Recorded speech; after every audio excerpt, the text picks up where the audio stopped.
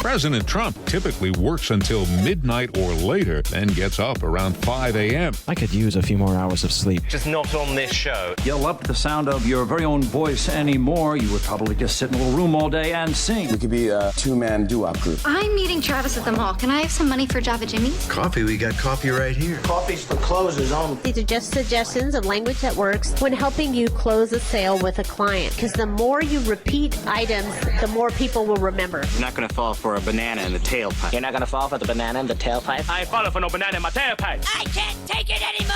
Showtime! Hi, everybody, and welcome to NSS.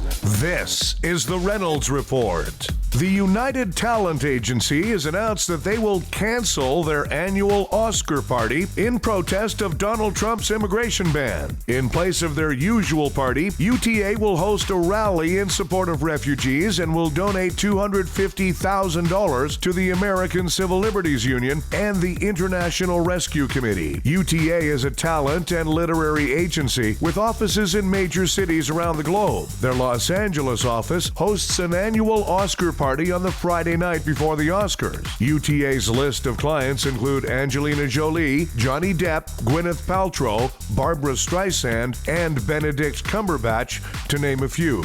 Musician and actor Steven Van Zandt has been named the speaker for this year's graduation ceremony at Rutgers University. He follows in the footsteps of former President Barack Obama, who delivered the keynote address in 2016. Van Zandt is best known for playing with Bruce Springsteen in the E Street Band and for his role on HBO's The Sopranos. He'll receive an honorary Doctor of Fine Arts at the May 14th ceremony in Newark. Van Zandt was born in Massachusetts, but moved to New Jersey when he was 7.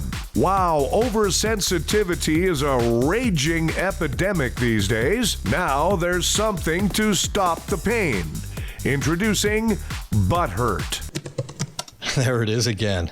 It's all over the internet, and now you can get it for real. Because sometimes life isn't fair, and you need soothing relief.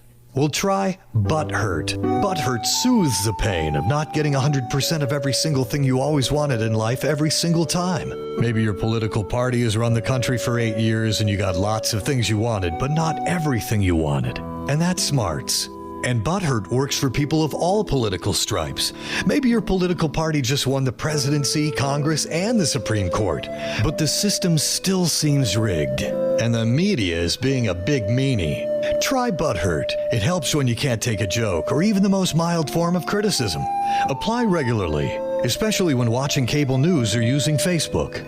Butthurt. Who thought the country that won 2 world wars would even need it? President Trump claimed that the media is not reporting on acts of terrorism on American soil. In response, the media said, "Actually, we think we're covering your presidency quite well." Nancy Pelosi says she backs legislation requiring Donald Trump to take a mental exam. Even if Trump agreed, how do you fit electrodes through that hair? Meanwhile, Trump repealed a ban on gun sales to mentally ill. Supporters of the bill applauded, or at least they would have if it wasn't for the straitjackets.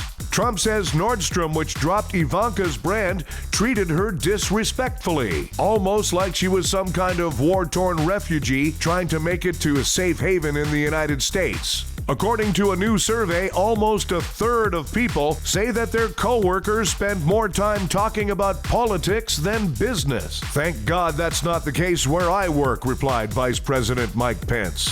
Yeah, it was a little awkward when Pence swore in Secretary of Education Betsy DeVos yesterday. Pence said, "Raise your right hand." No, your other right hand. Tom Brady says his wife wants him to retire, so maybe she's the one who stole his jersey. Joe Pesci turned 74 today. He's marking the occasion by considering an offer to branch out and finally play a short Italian dude with a violent temper. Disney CEO Bob Iger says they plan to open a new Star Wars land at Disneyland in 2019. In other words, get in line now. San Francisco is going to offer free community college to residents. Between free college and the free internet, remaining stupid these days really takes dedicated effort. Time for Nobody Gives a F***. Kim Kardashian and Northwest were spotted in matching mink coats. Even more shocking, Rob Kardashian was spotted eating a salad. Hey, America's first family of comedy. Nobody gives a f***.